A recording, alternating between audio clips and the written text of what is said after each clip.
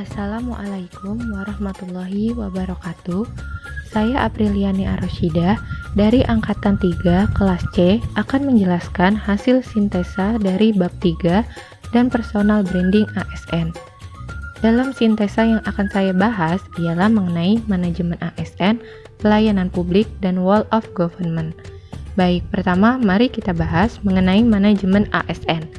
Manajemen ASN adalah pengelolaan ASN untuk menghasilkan pegawai ASN yang profesional, memiliki nilai dasar, etika profesi, bebas dari intervensi politik, bersih dari praktek korupsi, kolusi, dan nepotisme. Manajemen ASN lebih menekankan kepada pengaturan profesi pegawai sehingga diharapkan agar selalu tersedia sumber daya aparatur sipil negara yang unggul selaras dengan perkembangan zaman. ASN berkedudukan sebagai aparatur negara yang menjalankan kebijakan yang ditetapkan oleh pimpinan instansi pemerintah, serta harus bebas dari pengaruh dan intervensi semua golongan dan partai politik.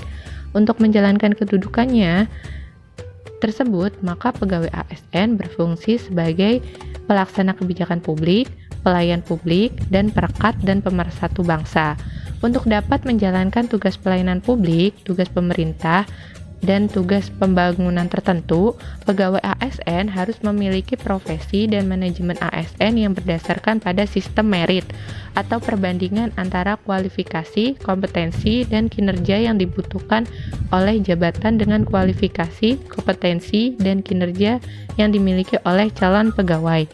Sistem merit adalah kebijakan dan manajemen ASN yang berdasarkan pada kualifikasi kompetensi dan kinerja secara adil dan wajar dengan tanpa membedakan latar belakang, politik, ras, warna kulit, agama, asal-usul, jenis kelamin, status pernikahan, umur, atau kondisi kecacatan lainnya. Penerapan sistem merit dalam pengelolaan ASN mendukung pencapaian tujuan dan sasaran organisasi, serta memberikan ruang bagi transparansi, akuntabilitas, objektivitas, dan keadilan. Beberapa langkah nyata dapat dilakukan untuk menerapkan sistem ini, baik dari sisi perencanaan kebutuhan yang berupa transparansi dan jangkauan informasi kepada masyarakat, maupun jaminan objektivitas dalam pelaksanaan seleksi, sehingga instansi pemerintah mendapatkan pegawai yang tepat dan berintegrasi untuk mencapai visi dan misinya. Selanjutnya, pegawai ASN bertugas untuk melaksanakan kebijakan yang dibuat oleh pejabat pembina kepegawaian sesuai dengan ketentuan peraturan perundang-undangan. Yang kedua, memberikan pelayanan publik yang profesional dan berkualitas. Selanjutnya, mempererat persatuan dan kesatuan negara, Kesatuan Republik Indonesia. Hak dan kewajiban ASN dalam penyelenggaraan kebijakan dan manajemen ASN dikenal adanya asas proporsionalitas. Ia mengutamakan keseimbangan antara hak dan kewajiban pegawai ASN agar dapat melaksanakan tugas dan tanggung jawabnya dengan baik, dapat meningkatkan produktivitas, menjamin kesejahteraan ASN, dan akuntabel, maka setiap ASN diberikan hak, yaitu dalam Undang-Undang ASN. Hak ASN adalah sebagai berikut. PNS berhak memperoleh gaji, tunjangan, dan fasilitas cuti, jaminan pensiun, dan jaminan hari tua. PNS dapat perlindungan dan pengembangan kompetensi, serta sebagai profesi ASN bekerja dengan berlandaskan pada kode etik dan kode perilaku. Kode etik dan kode perilaku ASN yang diatur dalam Undang-Undang ASN menjadi acuan bagi para ASN dalam menyelenggarakan biro aksi pemerintahan dan bertujuan untuk menjaga martabat dan kehormatan ASN. Selanjutnya, yang kita bahas adalah layanan publik. Menurut Undang-Undang Nomor 25 Tahun 2019 tentang Pelayanan Publik menyatakan bahwa pelayanan publik adalah kegiatan atau rangkaian kegiatan dalam rangka pemenuhan kebutuhan pelayanan sesuai dengan peraturan perundang-undangan bagi setiap warga negara dan penduduk atas barang, jasa, atau pelayanan administratif diskriminatif yang disediakan oleh penyelenggara pelayanan publik. 3 unsur penting dalam pelayanan publik, yaitu pertama, organisasi penyelenggara pelayanan publik, kedua, penerima layanan atau pelanggan, yaitu orang, masyarakat atau organisasi yang berkepentingan, dan yang ketiga, yaitu kepuasan yang diberikan atau diterima oleh penerima layanan atau pelanggan.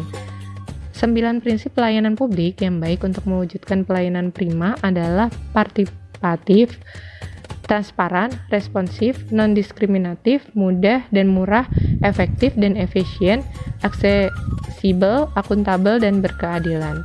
Selanjutnya, mari kita bahas Whole of Government atau WOG.